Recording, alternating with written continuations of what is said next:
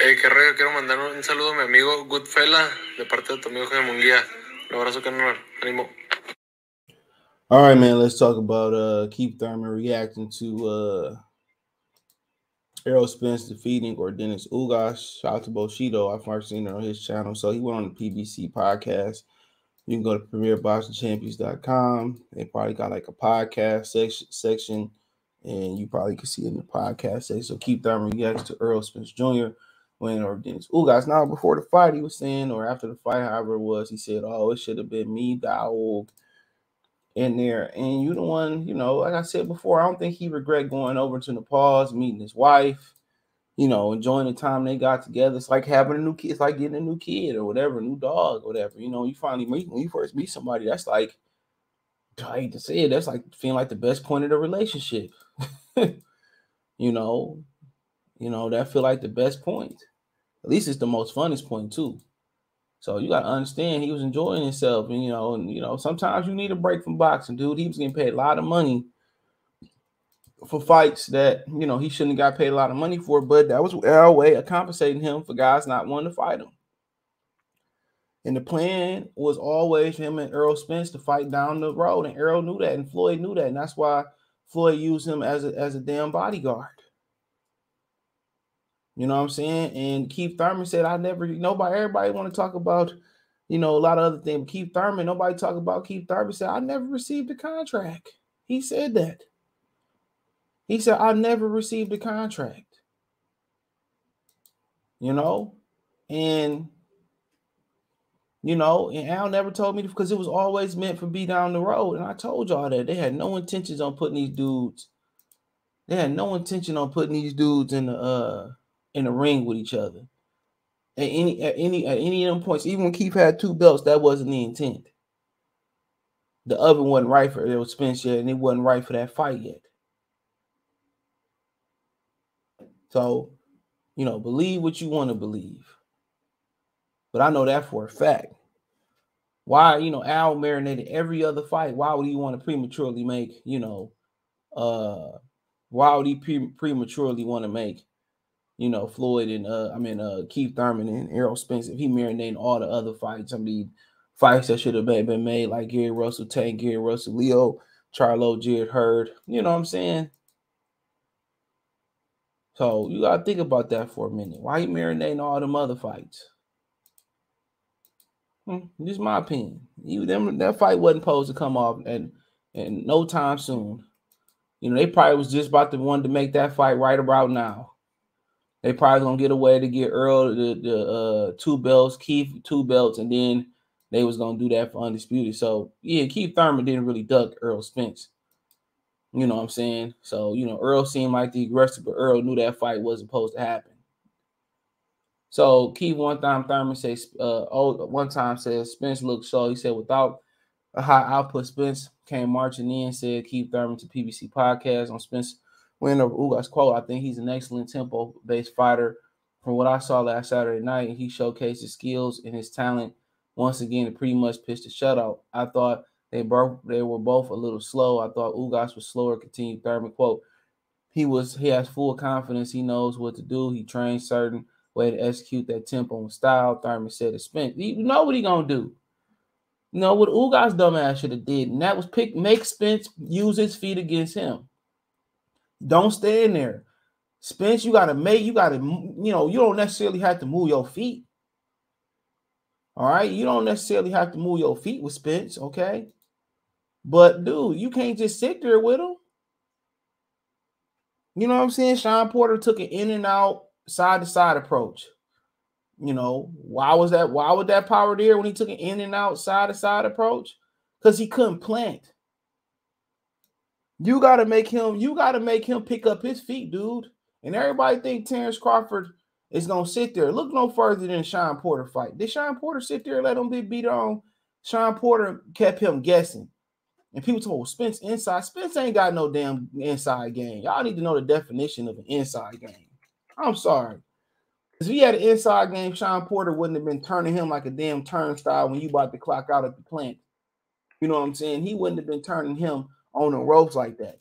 He get on the inside. He stands straight up. He a target. He don't know how to minimize his target or make his target smaller, man, we could talk about this shit all day, man. He's a pressure fighter, but he ain't really an inside fighter. That's how I best can say it. But at the end of the day, about him being slower, man, he didn't punch for speed. He punched he punched to inflict pain. Now, if he really wanted to kind of like touch him, I think he could have picked up the speed more.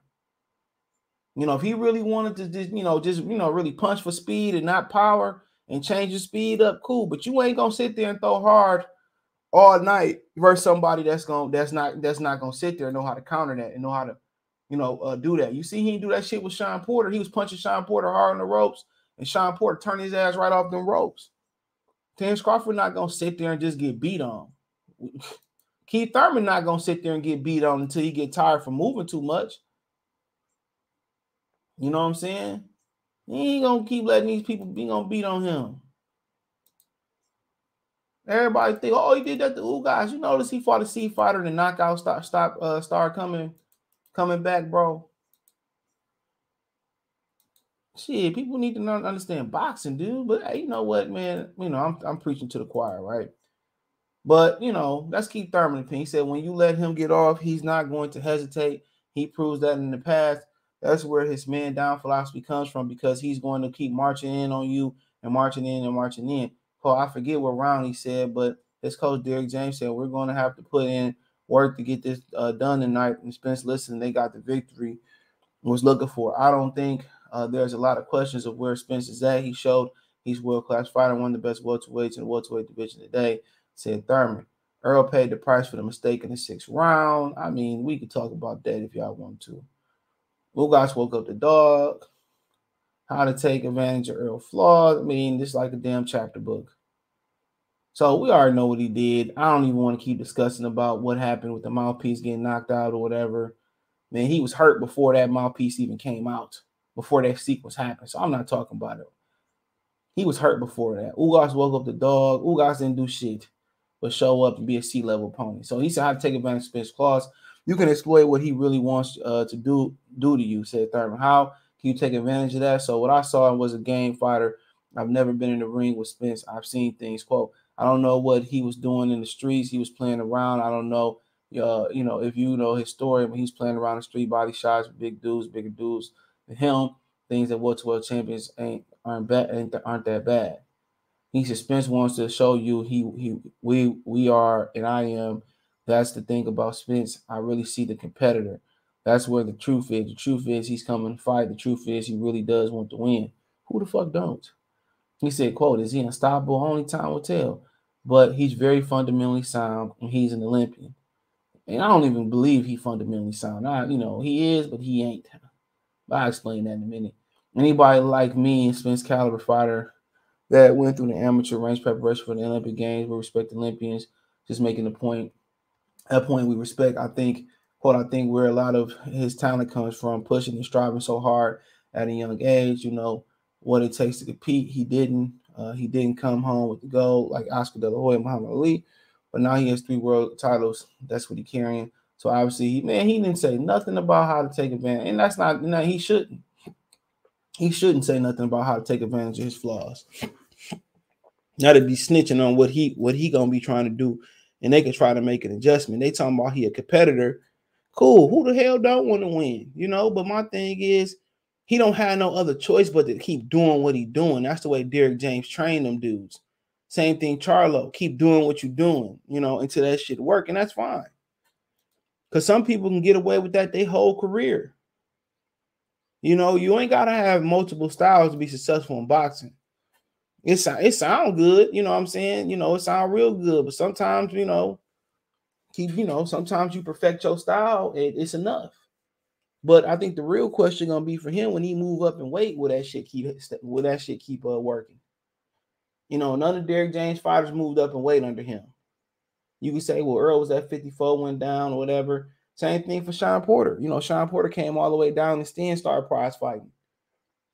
Keith Thurman, we know that style gonna work, but can he get the respect? And that's the question. So, man, you never really know. But about being slow, man, he was punching for power. And then about fundamentally, bro, I see some flaws. You know, you see flaws in every fighter, but for him to be this fundamental fighter, bro, you know, he got countered and he kept squaring up. And I keep telling y'all, he keeps squaring up, dude. You do that versus the wrong fighter, man. I don't care what type of chin you got. You give a fighter a whole target, it's a wrap.